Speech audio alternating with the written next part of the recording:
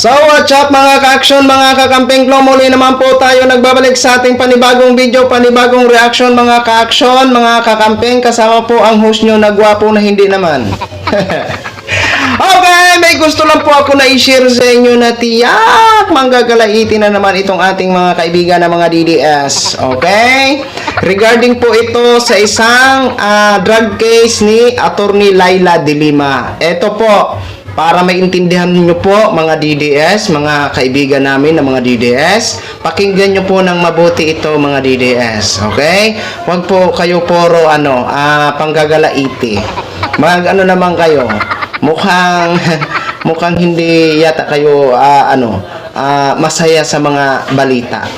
Maging masaya ho kayo sa mga balita kasi ang nagbabalita is totoo naman sila. 'Di ba? At wag po kayo magalit sa mga nagbabalita. Yun naman talaga ay totoo naman ang kanilang mga balita. Kayo talaga mga DDS, magagidlaki ka mo ang gina-ano-anuhan ha. O ito po.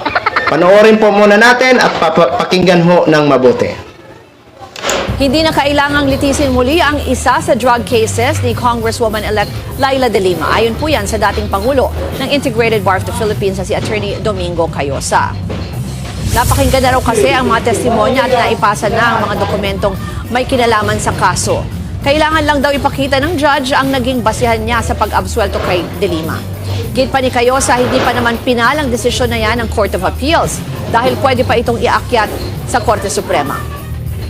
Binaliktad ng Court of Appeals ang pag-absuelto ng Korte sa Muntinlupa sa isa sa mga drug cases ni De Lima.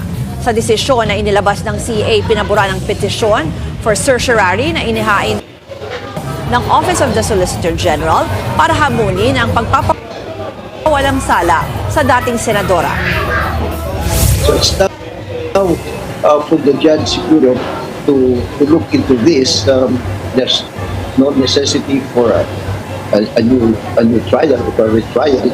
There's no ground. Susuruin lang niya at explain lang niya, i-particularize niya kung ano yung basehan dun sa kanyang Para naman sa COMELEC, walang epekto ang pagbawi sa acquittal para suspendihin ang proklamasyon ni De Lima. Siya ang first nominee ng mamamayang Liberal Party list. Hindi pa naman daw kasi pinal ang desisyon ng korte. Mga kapatid, Ayun, mga ka-action, mga kakamping. Ayan, sana nga, no? Sana nga. Oh, good news po yan kung magkatotoo ho yan, mga ka-action, mga kakamping. Di ba?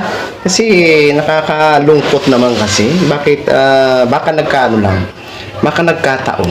Di ba? Ayan po, klarong-klaro na po mga DDS, ha? Ayan, Tagalog na po yan. Baka naman mamaya kung ano-ano naman ang mga binabatyag nyo sa inyong mga kaloob-looban. Di ba?